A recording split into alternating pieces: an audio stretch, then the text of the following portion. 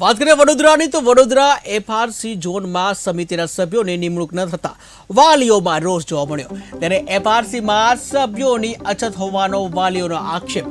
જ્યાં ખાનગી શાળા સંચાલકો ચલાવી રહ્યા છે ઉઘાડી લૂંટ, ત્યારે વડોદરા પેરેન્ટ્સ એસોસિએશન દ્વારા આવેદનપત્ર આપવામાં આવ્યું છે, જ્યાં વાલીઓએ એફઆરસી એક્ટને આપી શ્રદ્ધાંજલિ।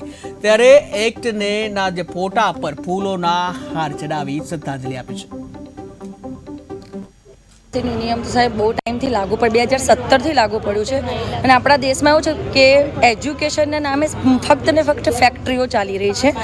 પેરેન્ટ્સોને એટલી બધી કમ્પ્લેન આવે છે વડોદરા પેરેન્ટ્સ એસોસિએશન પાસે 2017થી લઈને અત્યાર સુધી, પણ એની પર અમલવારી 0%।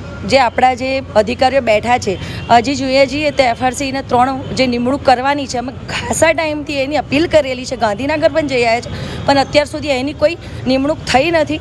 ખબર નહીં કેમ નથી થતી। બીજા નંબરમાં બીજા દેશોમાં તમે એજ્યુકેશન છે, મેડિકલ છે, એ ટોટલી ફ્રી આપવામાં આવે છે। 2017થી ગુજરાત સરકારે એફઆરસી કમિટીની રચના કરી, ત્યારબાદ શરૂઆતની અંદર કેટલીક શાળાઓ ઉપર આ ફી નિયમન કાયદા લાગુ પડ્યા, પરંતુ ધીરે ધીરે અત્યારે 2024માં આપણે જોઈ રહ્યા છે કે આ કાયદો લૂલો લંગડો બોરો બાબડો બની ગયો છે।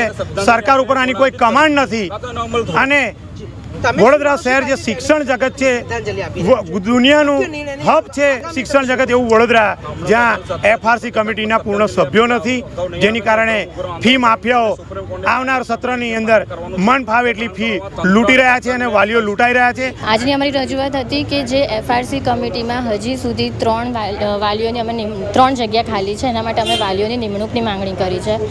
આ નિમણૂકની માટે અમે આગળ ગાંધીનગર સુધી પણ જઈ આવ્યા છીએ, પણ ત્યાંથી પણ અમને હજી સુધી કોઈ જવાબ નથી મળી રહ્યો। એ સમયે તો એમણે અમને બાહેધરી આપી હતી કે અમે તાત્કાલિક ક્યાંક કરશું, પણ હજી સુધી કંઈ કર્યું નથી।